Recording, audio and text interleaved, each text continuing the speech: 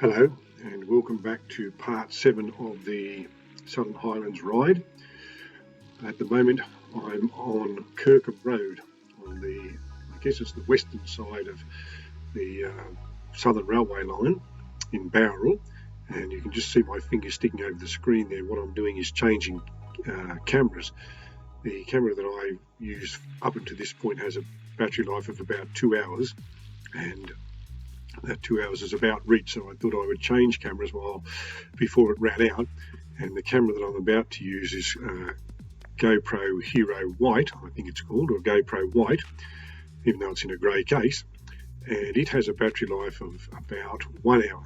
It seems to shoot the footage or record the footage, or whatever the correct word is, in a different resolution. It seems to be crisper and the colour's a bit brighter and so on, but I guess the downside is it has this only 1 hour of battery life, but that is sufficient for it to record the rest of this journey from here to Goulburn.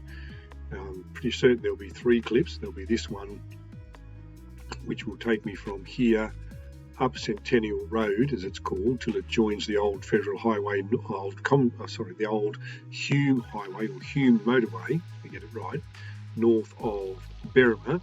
Then I'll continue through Berrima till we join the new Hume Motorway, and this clip will run out just before I come to the Illawarra Highway turn-off. So there'll be a second clip after that, and then a shorter third one, which I'll probably combine those last 2 clips into one. So here I am, as I said, on Kirkham Road, and it looks like this area is probably best described as light industrial. Smash repairers and mechanics places and light manufacturing sorts of places. Just at the bottom of this road here, there's a sharp right turn, and then it goes onto Centennial Road and up a fairly steep hill with some good twists in it to take you out of Bowral, or out of the valley that Bowral seems to be in, and then on Centennial Road, as I said, till it joins onto the old Hume Highway north of Berrima. As always, I'll say a little bit about the road here, and you can see it's in varying states of condition. Just gone over a bridge there. It seems to be reasonably well made, this particular section I'm on at the moment. The shoulders are pretty good. The markings on either side of the road. There aren't any guideposts, unfortunately. This is the steep hill that I was referring to. It has that sense of spaciousness that I was talking about earlier, because the tree line is a little bit back from the road, and is a pretty good road for it to ride on. So what I thought I'd talk about today, while we're enjoying the scenery, is tourism. And I'm aware of the irony of what I'm about to say and what I'm about to talk about, of someone on their motorcycle doing a easy rider kind of thing, just riding through the countryside for the sake of it. It's not an essential journey. It's not go meet friends, not go to work or anything like that. It's just riding for the sake of riding. So for me to be doing that and then talking about the idea of tourism, or at least raising some questions about tourism. Now, I'm recording this on the 15th of August. This journey took place on the 1st of August. So it's taken me a while to get around to making the audio for this particular track. But yesterday, the town where I live, Goulburn, in fact all of New South Wales, has now gone into a complete lockdown. So we're in stay-at-home orders and only go out for the essential purposes and so on. Yesterday I was fortunate enough to be able to go take another motorcycle ride, again just for the pure pleasure of riding. And anyone who rides a motorcycle will know the pleasure of just getting out on the road and feeling the wind in your face and being close to the elements and so on. So I was lucky enough to do that before the lockdown came into effect. But back in about 2018, 2019, there was a bit of a movement, if you like, if that's a word for it, coming from Europe, in particular 2 cities, Amsterdam and Venice, where the civic authorities were saying to people, please don't come. those are very popular places for tourists to come. Amsterdam, because it's the beginning of a lot of those river cruises that go down the Danube and the Rhine, and it's sort of the gateway to a lot of Europe.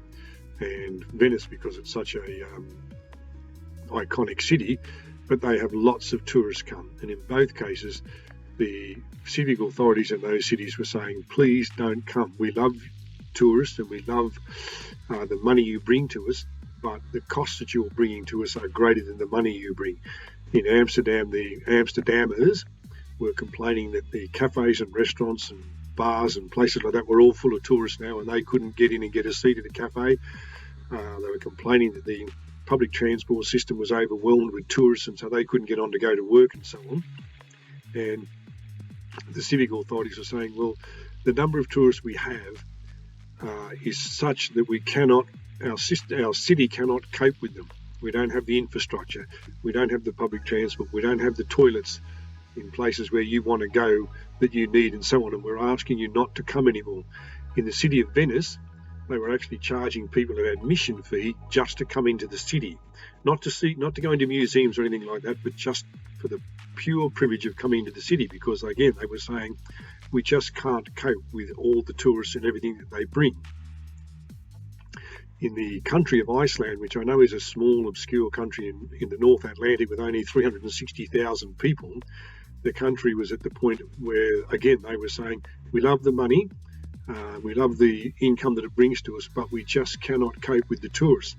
I thought I read somewhere that there were something like 1 million tourists had come to Iceland. So 3 times the natural population of the country had come throughout a year to see the things in Iceland. And people, when they go travelling like that now, they expect 5-star accommodation, they expect cafes and restaurants, they expect toilets, they expect all of those kind of things.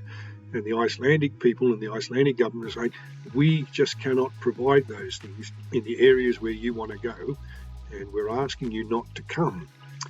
In Iceland, they were also complaining that a country that has an extraordinarily low crime rate, violent crime is almost non-existent there. They were saying that many sorts of things, even down to stuff like pickpocketing, that had never been issues in Iceland before, were now becoming commonplace because of the tourists. Now, just interrupting, I've just come onto the off Centennial Road onto the old Hume Highway, and I'm north of north of Berrima, and so I'll shortly be going through the town of Berrima. So countries were saying, we don't want the tourist. Everybody likes to travel, I guess, likes to go to new places, likes to see new things, and I'm no different. I've travelled overseas and I've travelled within Australia, and at the moment, with the COVID restrictions, I have family in Victoria, family in Queensland, family in Sydney, and friends in Tasmania, and I'm not able to go and excuse me, I'm not able to go and visit any of those people. And I understand that there are people who get an enormous amount of pleasure out of travelling, but whether we have the right to do those things rather than the desire or the want is another question. I read an article today in the paper talking about people who go to Byron Bay. Byron Bay is a town of about 9,000 people in northern New South Wales in the Northern Rivers district. It's a beautiful town. Just interrupting, we're coming into Berrima now. Now, Berrima is a sort of an historic town. There's a school here. There are some cafes, shops, antique shops, those sort of things. Prison. I think the prison is more historic purpose. I don't know if there are actually any prisoners in it anymore. On the right-hand side, just coming up now, is a Surveyor General Inn, a well-known pub built in colonial times. And then just around this bend here, more sort of curio type shops and antique shops and things like that. It's a place where there are people who live, but there's also a place a lot of people from Sydney come for the weekend to, when they're going to the country. They come to Berrima, and there's nice places to eat, and there's a bit of history, and there's nice open spaces, and it's not too far away. So going through Berrima at the moment. So I was talking about Byron Bay. As I say, it's a town of about 9,000 people in the northern Rivers region of New South Wales, the beautiful beaches, and the people who live there love it. There is a situation now where people who live in Byron Bay are unable to find accommodation in the town. They claim for two reasons. One is the tourists come during the summertime and spend their holidays there, and lots of accommodation is kept for rental purposes. In other words, people buy houses in Byron Bay and the area around and then put them on things like Airbnb, and so people rent them out over the holiday period, and so people who normally live there can't afford or can't find accommodation. And the second thing that happens, so they say, is that real estate speculators from places like Sydney or even perhaps from Brisbane come to Byron Bay, and because the real estate appears to be much cheaper than it is in either of those cities, they're prepared to pay for real estate there and buy it as a weekender or a summer getaway or something like that. And again, that makes real estate for people who live in the area much more expensive. And there are reports, I'm not sure how true they are, but there are, I'm not doubting that they are. I'm just saying I don't have any anecdotal, evidence for it. I just know anecdotally this is what's reported, that there are people who live in their cars because they can't find accommodation. They can't find a place to live. So the tourism trade, if you want to look at it that way, has had an effect on that town. I know from my own experiences in Tasmania, I have property that I go to there when I'm able to, and so I may be in fact part of the problem, but there are claims from real estate agents and from locals who can't find accommodation that mainlanders are coming there and buying property and renting it out. I don't rent mine out, it's for me. They rent it out, and doing so forcing up the price of real estate because they're prepared to pay more because it's cheaper than it is in Sydney or Melbourne. Or again, people buying properties and putting them on places like Airbnb or holiday rentals or places like that.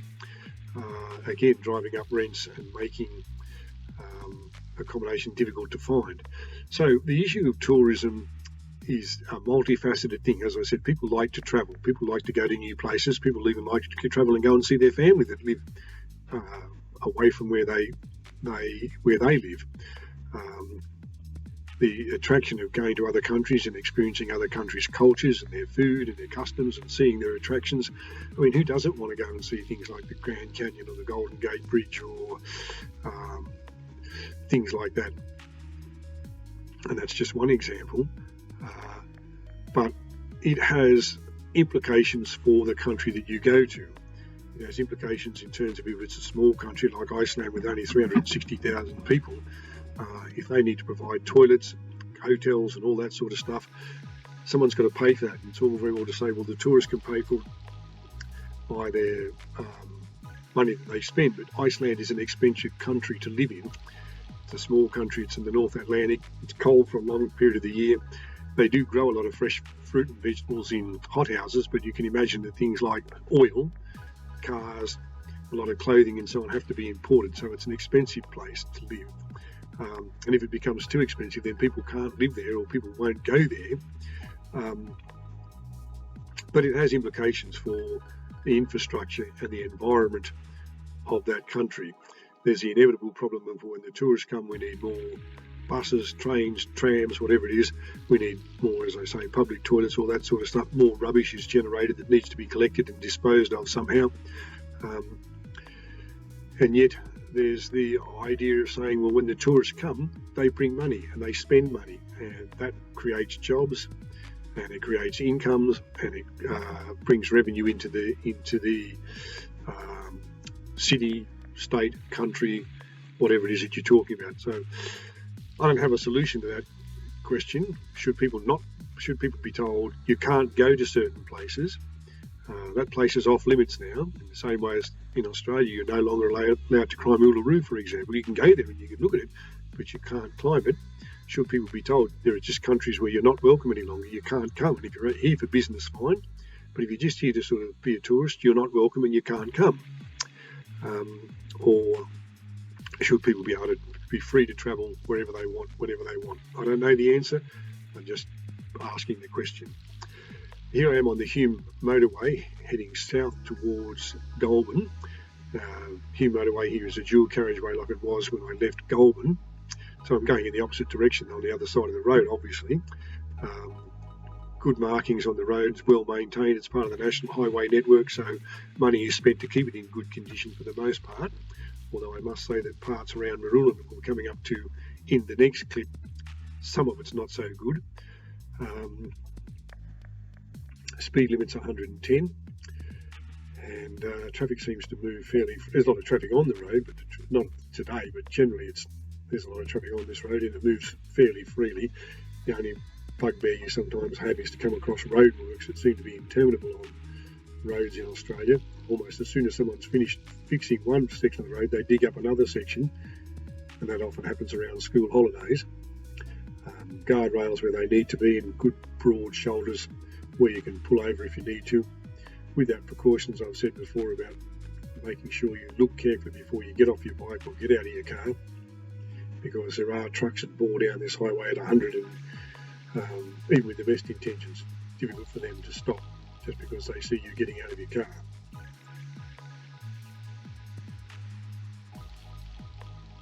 This is this open woodland territory again, or country again. There's not trees along either side, and the trees are between the two sections of road, but just beyond the tree line there is mostly open pasture country, and it's often common to see cattle and sheep on the land here.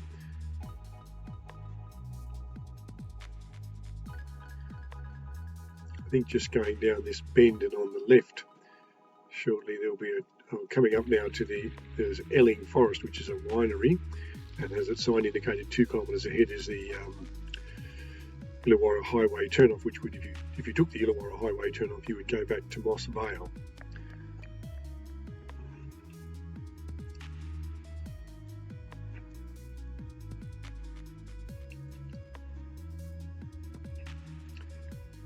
This video is coming to an end, so I'll say thank you again for watching and listening, and I will talk to you in the next video, which I think will be the last of this country trip. And as I mentioned, yesterday taken a trip to Braidwood, so the video for that will be posted fairly shortly as well. Thank you for watching. I will talk to you in the next video.